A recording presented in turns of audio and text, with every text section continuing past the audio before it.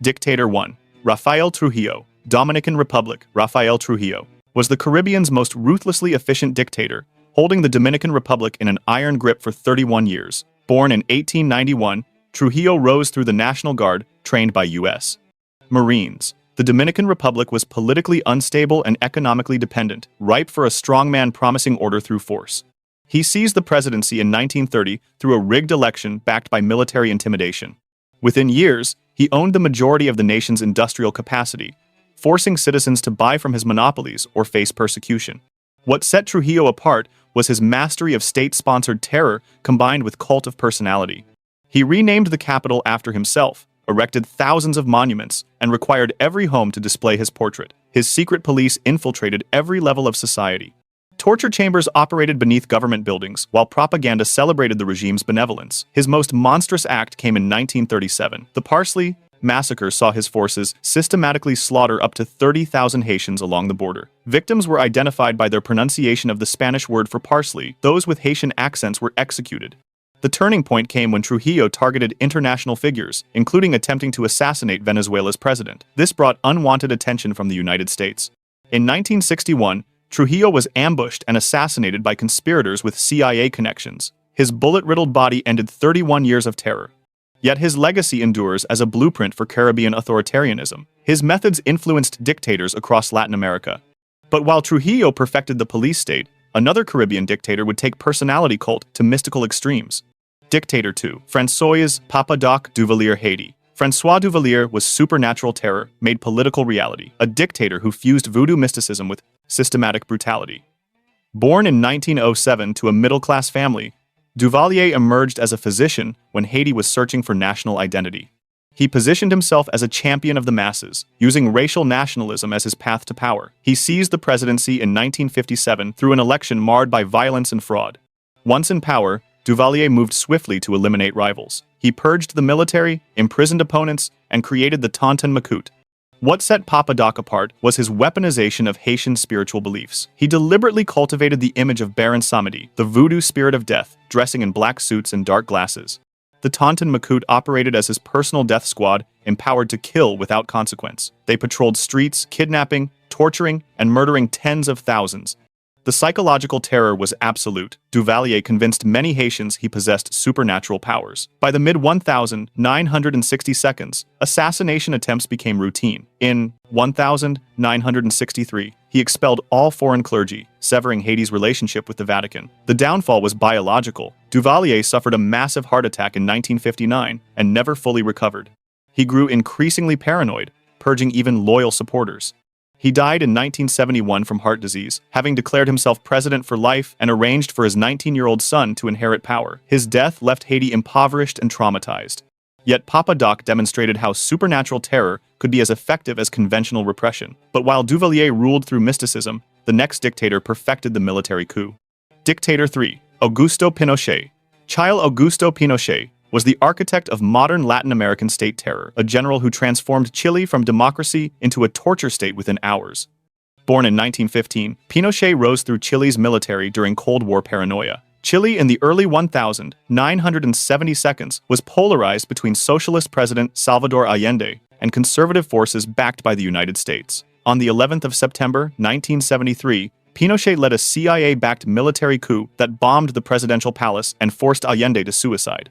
Within days, thousands were arrested. The dictatorship would last 17 years. What set Pinochet apart was his systematic industrialization of repression. He created DINA, a secret police force that perfected disappearance, arresting citizens without trial, torturing them in hidden centers, then executing them. The National Stadium became a massive detention center. Victims were electrocuted, drowned, and raped. Conservative estimates place the dead at 3,200, with 40,000 tortured and 200,000 exiled. But Pinochet also implemented radical free market reforms, privatizing industries and slashing government spending. The Chilean miracle came at the cost of massive inequality. The turning point came in 1988 when international pressure forced a referendum. Against expectations, Chileans voted no. Pinochet lost but negotiated immunity. He relinquished the presidency in 1990. His arrest in London in 1998 on Spanish warrants shocked the world. Yet Pinochet's legacy remains bitterly contested. His model of military dictatorship, combined with neoliberal economics, influenced authoritarian movements worldwide. But while Pinochet relied on military precision, another dictator perfected corruption. Dictator 4. Anastasio Somoza Debayle. Nicaragua. Anastasio Somoza Debayle was the final chapter of a dynastic dictatorship that treated Nicaragua as personal property for 43 years. Born in 1925 into the ruling Somoza family, he was raised to inherit absolute power. His father had established the family dictatorship in 1936 with U.S. support. Somoza Debayle assumed control in 1967, inheriting a military apparatus and economic empire controlling 26% of Nicaragua's GDP. The National Guard served as his personal army. What set Somoza apart was shameless corruption elevated to governance. He personally owned the national airline, shipping ports, and cement factory. When a devastating earthquake struck Managua in 1972, killing 10,000, Somoza diverted international aid into personal accounts while survivors lived in rubble. He sold blood plasma extracted from the poor to international markets. His fortune grew to $500 million, while most Nicaraguans lived on less than $1 daily. The 1978 assassination of journalist Pedro Joaquin Chamorro sparked nationwide protests. The downfall came through revolution. The Sandinista National Liberation Front gained support as Somoza's National Guard massacred protesters. By 1979, the country was in full rebellion. Somoza fled to Paraguay in July 1979, taking the national treasury. The dynasty collapsed in weeks. He lived in exile until 1980, when he was assassinated by bazooka attack.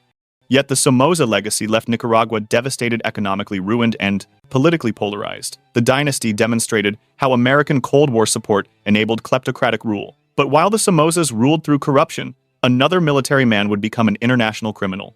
Dictator 5. Manuel Noriega. Panama. Manuel Noriega was history's most brazen narco-dictator, a military intelligence officer who transformed Panama into a criminal state while working for the CIA. Born in 1934 into poverty, Noriega rose through military intelligence. Panama's strategic importance made it critical in U.S. Cold War strategy.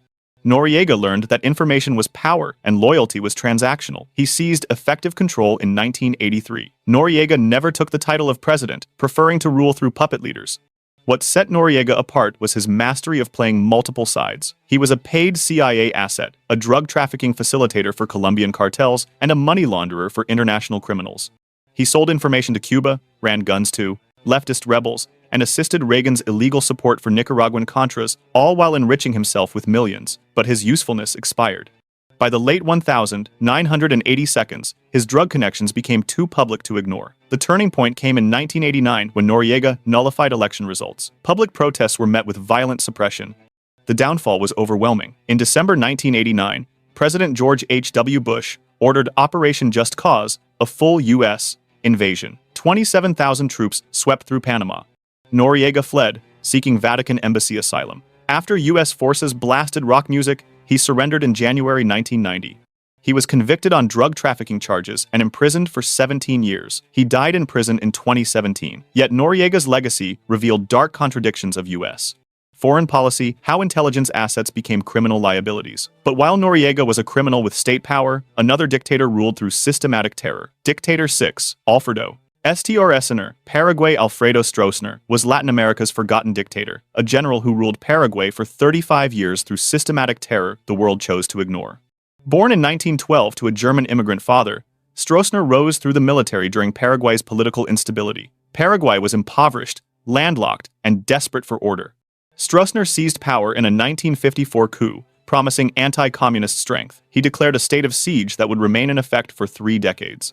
Through controlled elections where he won by absurd margins, he maintained a veneer of democracy. What set Stroessner apart was his perfection of the silent terror state. He relied on systematic disappearances, orchestrated by secret police. Dissidents vanished in the night, their bodies dumped in rivers. An estimated 400 were killed, and 20,000 imprisoned and tortured. He operated torture centers disguised as police stations. Stroessner's regime served American Cold War interests. Paraguay became a safe haven for ex-Nazis and participated in Operation Condor. The turning point came in the late 1980s, when the Cold War's end eroded his support. His Colorado party began fracturing. In February 1989, his son-in-law, General Andrés Rodríguez, launched a coup that overthrew Stroessner after 3 hours. At 76, his support had eroded. He fled to Brazil, living comfortably until 2006, never facing justice.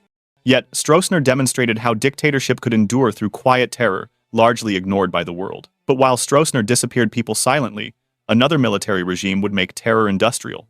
Dictator 7. Jorge Rafael Videla. Argentina. Jorge Rafael Videla was the face of Argentina's dirty war, a general who transformed systematic disappearance into state policy. Born in 1925 to a military family, Videla rose through the Argentine army during mounting political violence. Argentina in the 1970s was descending into chaos. On March 24, 1976, Videla led a junta that overthrew President Isabel Perón. The coup was welcomed by many Argentines exhausted by violence. Within hours, the junta began a campaign of terror. What set Videla apart was his bureaucratization of disappearance. The regime created systematic process, detention without warrant, torture, execution, disposal of bodies. The disappeared Los Desaparecidos became a category between life and death. An estimated 30,000 people disappeared between 1976 and 1983. Pregnant women were kept alive until giving birth, then murdered while their babies were given to military families. Bodies were dropped from planes into the Atlantic. The mothers of the Plaza de Mayo marched weekly, demanding answers. But the junta's military competence didn't match its repressive efficiency. Economic policies failed. The turning point came in 1982 when Videla's successor launched a disastrous Falkland Islands invasion. Britain's response humiliated Argentina's forces. The junta collapsed in 1983. Videla was arrested in 1984 and sentenced to life imprisonment. Though pardoned in 1990, he was re-arrested in 2010. He died in prison in 2013, one of the few Latin American dictators who faced meaningful justice. Yet Videla's legacy haunts Argentina. The disappeared remain a wound that cannot heal. But while Videla industrialized disappearance, a Caribbean dynasty would prove tyranny could be inherited. Dictator 8. Jean-Claude Baby Duvalier. Haiti. Jean-Claude Duvalier was proof that dictatorial power could be inherited like property, a teenager who became president for life. Born in 1951 as Francois Papa Doc Duvalier's son, Jean-Claude grew up inside the palace. When Papa Doc died in 1971, Haiti's constitution was amended to allow 19-year-old Jean-Claude to inherit power. Initially, many hoped Baby Doc would reform. He was young, Western-educated, and seemed more interested in luxury than ideology. What set Baby Doc apart was his transformation of Haiti into a personal ATM while the country became the Western Hemisphere's poorest nation. He married Michelle Bennett, and together they looted Haiti with astonishing boldness. Their 1,980 wedding cost $3 million in a country where average annual income was $270. Michelle's Paris shopping trips became legendary. The couple siphoned an estimated $300 million into Swiss bank accounts while Haiti's infrastructure crumbled. But even unlimited corruption has limits. By the mid-1980s, international pressure mounted. The Reagan administration withdrew backing. The turning point came in November 1985 when security forces massacred demonstrators, sparking nationwide rebellion. In February 1986, with protests consuming the country, Baby Doc fled Haiti on a U.S. Air Force plane. He lived in exile in France for 25 years. He surprisingly returned to Haiti in 2011, facing charges that collapsed due to technicalities. He died in 2014, never having repaid a cent. Yet, the Duvalier dynasty left Haiti crippled for generations, politically fragmented, economically devastated, and psychologically scarred. But while Baby Doc inherited dictatorship, another leader would build his through revolution. Dictator 9. Fidel Castro. Cuba. Fidel Castro was the revolutionary who became the regime, a guerrilla leader who liberated Cuba only to establish his own dictatorship for half a century. Born in 1926 to a wealthy plantation owner, Castro seemed an unlikely revolutionary. But his education exposed him to Cuba's vast inequalities and Fulgencio Batista's brutal dictatorship. Castro launched his revolutionary career with a failed 1,953 attack. After release and exile, he returned in 1956 with 82 fighters. Through guerrilla warfare and propaganda, he captured Cuban imagination. On the 1st of January 1959, Batista fled, and Castro marched into Havana. What set Castro apart was his ability to maintain revolutionary legitimacy while building totalitarian control. Initially, his regime enjoyed genuine support for redistributing land and providing free education and healthcare. But Castro quickly eliminated opposition, executing Batista's supporters, imprisoning dissidents, nationalizing press, and establishing a one-party state. He survived over 600 CIA assassination attempts. His Soviet alliance brought economic support but dragged Cuba into Cold War proxy conflicts. But Castro's economic management proved disastrous. Centralized planning created chronic shortages and left Cuba dependent on Soviet subsidies. The turning point came in 1991 when the Soviet Union collapsed, eliminating Cuba's economic lifeline.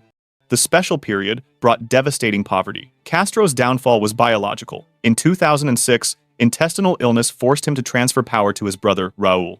He died in 2016 at age 90, having outlasted 10 U.S. presidents. Yet Castro's legacy remains contested. His 57-year rule demonstrated how revolutionary leaders often become the tyrants they replaced. But while Castro built legitimacy through revolution, another dictator seized power through naked force. Dictator 10. Fulgencio Batista. Cuba. Fulgencio Batista was the corrupt strongman whose greed and brutality made revolution inevitable, a sergeant who became dictator and transformed Cuba into a mafia playground. Born in 1901 to impoverished parents, Batista rose from cutting sugarcane to army sergeant. Cuba was nominally independent, but economically dominated by American corporations. Batista first seized power in the 1933 Sergeants' Revolt, but in 1952, facing electoral defeat, he launched a military coup that established openly authoritarian rule. What set Batista apart was his transformation of Cuba into a criminal enterprise. He partnered with Meyer Lansky and mafia figures to establish Havana as the Western Hemisphere's gambling and prostitution capital.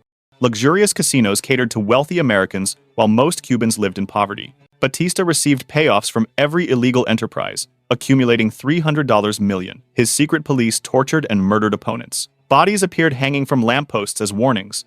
But the corruption was too visible. American support began wavering as Batista's violence became an international embarrassment. The turning point came when Batista's forces underestimated the guerrilla movement in the Sierra Maestra. His army couldn't defeat Castro's revolutionaries. On New Year's Eve, 1958, realizing his regime was collapsing, Batista fled to the Dominican Republic with $300 million from the treasury. He lived in comfortable exile, dying in Spain in 1973 from a heart attack, never facing justice. Yet Batista's legacy was to make Castro's revolution both possible and necessary. His regime's corruption created conditions Cubans found intolerable, but while Batista served foreign interests, another dictator would rebuild his nation while crushing dissent. Dictator 11. Getulio Vargas. Brazil. Getulio Vargas was Brazil's architect of authoritarian modernization, a populist who built state power through nationalism, labor reform, and calculated repression. Born in 1882, Vargas emerged from regional politics during Brazil's oligarchic Old Republic. The 1929 global crash devastated Brazil's economy, creating chaos Vargas exploited. He seized power in the 1930 revolution, overthrowing the sitting president. Vargas consolidated power through the 1937 coup that established the Estado Novo, an authoritarian corporatist regime inspired by European fascism. He dissolved Congress, banned political parties, and ruled by decree. What set Vargas apart was his paternalistic nationalism, combined with genuine development. Unlike purely repressive dictators, Vargas built infrastructure and labor protections. He created minimum wage, established state-controlled unions, and positioned himself as father of the poor while crushing independent labor movements. His propaganda controlled all media. Political opponents faced imprisonment, torture, and exile. But his authoritarian modernization created contradictions. The middle class he helped create began demanding democratic participation. His alliance with the Allies in World War II made his fascist-inspired regime increasingly untenable. The turning point came in 1945 when military leaders forced his resignation. The Estado Novo collapsed after 8 years, yet Vargas returned as democratically elected president in 1951, but corruption scandals mounted. In 1954, facing forced resignation, Vargas shot himself in the heart. His death created a martyr narrative that shaped Brazilian politics for decades. Vargas demonstrated how authoritarianism could be packaged with development, but while Vargas blended development with control, another dictator would perfect naked authoritarianism. Dictator 12. Porfirio Diaz. Mexico. Porfirio Diaz was the architect of Mexico's longest dictatorship, a war hero who ruled for 34 years through the motto, little politics, much administration. Born in 1830 to mestizo parents, Diaz rose as a military officer fighting French occupation. He became a national hero. Mexico was emerging from decades of civil war, desperately needing stability. Diaz initially opposed authoritarian rule, but by 1876, he successfully overthrew the president and assumed power, beginning the Porfiriato.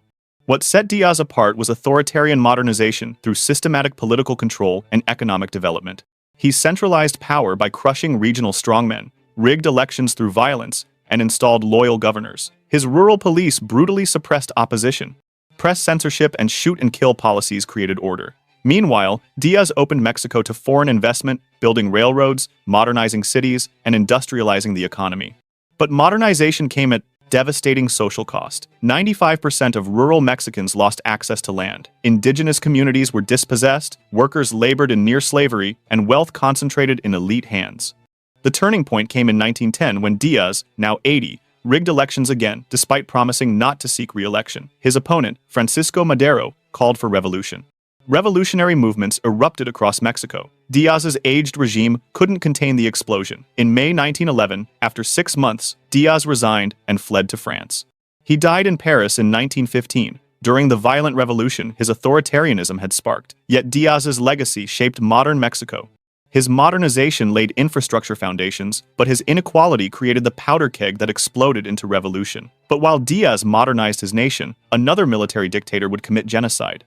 Dictator 13, Efraín Ríos Montt, Guatemala. Efraín Ríos Montt was an evangelical general who orchestrated genocide, using religious language to justify systematic extermination of indigenous Mayan communities. Born in 1926, Ríos Montt rose through Guatemala's military, receiving training at the U.S. Army School of the Americas. Guatemala was engulfed in brutal civil war, with indigenous Mayans caught in the middle. Ríos Montt seized power in a March 1982 coup. A born-again evangelical Christian, he framed the conflict as a divine mission. His regime implemented the Rifles and Beans campaign. Villages suspected of supporting guerrillas would be offered food if they cooperated, death if they didn't. What set Ríos Montt apart was his systematic use of genocide as counterinsurgency wrapped in religious justification. During his 17 months in power, the military conducted scorched earth campaigns against Mayan communities. Entire villages were massacred, men executed, women raped and killed, children murdered, homes burned. The military destroyed over 600 villages, killing an estimated 70,000 to 200,000 people. Survivors were forced into model villages, essentially concentration camps. Ríos Montt appeared on television weekly, delivering sermons while his forces committed atrocities. But even Guatemala's military found his messianic fervor destabilizing. His evangelical Christianity alienated the Catholic Church and traditional elites. In August 1983, Defense Minister Oscar Humberto Mejia Victores launched a coup removing him. Ríos Montt survived and returned to politics, using immunity to avoid prosecution. Finally, in 2013, a Guatemalan court convicted him of genocide, sentencing him to 80 years. The conviction was overturned. He died in 2018 at age 91, still facing charges. Yet Ríos Montt's legacy is one of Latin America's darkest chapters: genocide, committed in the name of God and anti-communism. But while he committed genocide, another dictator would rule through family dynasty. Dictator 14, the Trujillo family regime, Dominican Republic. The Trujillo family regime demonstrated that dictatorship could become dynastic property, with relatives sharing in absolute power and collective brutality across 3 decades. While Rafael Trujillo was dominant, his dictatorship functioned as a family business, where siblings, children, and cronies all participated in terror and enrichment. Rafael's brother, Héctor Trujillo, served as puppet president from 1952 to 1960. Another brother, José Arizmendi Trujillo, commanded the military and secret police, personally overseeing torture and executions. Rafael's son, Ramfis Trujillo, inherited command positions and lived a playboy lifestyle funded by state theft. What set the Trujillo family regime apart was its transformation of the state into hereditary property. Every family member received government positions, monopoly businesses, and immunity. They collectively owned the majority of Dominican industry. Citizens couldn't engage in economic activity without enriching a Trujillo. The family's wealth was estimated at $800 million. The family also shared in political violence. When Rafael ordered the Parsley Massacre, family members coordinated logistics. But family loyalty had limits. After Rafael's 1961 assassination, Ramfis briefly seized power and conducted brutal revenge, torturing his father's killers. However, without Rafael's cunning, the dynasty collapsed within months. The turning point came when the military and United States withdrew support.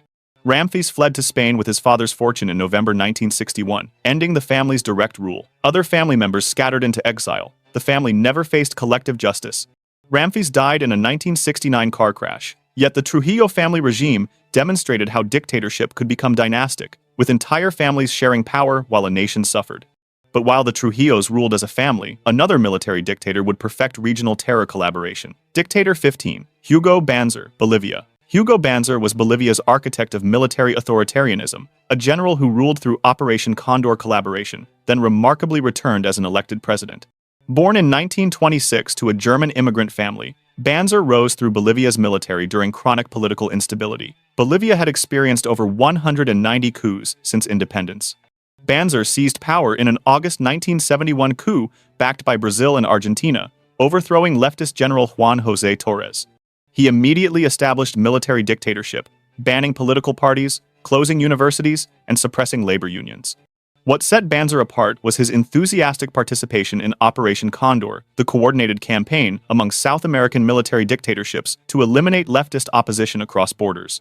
His regime worked with intelligence services in Argentina, Chile, Paraguay, Uruguay, and Brazil to track, kidnap, torture, and murder dissidents. Political prisoners were held in concentration camps in remote jungle regions.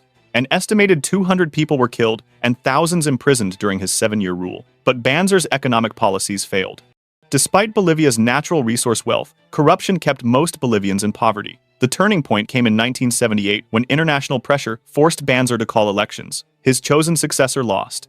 Banzer stepped down in 1978, surprisingly avoiding violent ends. Even more remarkably, he reinvented himself as a democratic politician. In 1997, Banzer was elected president through legitimate elections, promising reconciliation. His second term focused on economic reform. He resigned in 2001 due to lung cancer and died in 2002. Yet Banzer's legacy remains contradictory.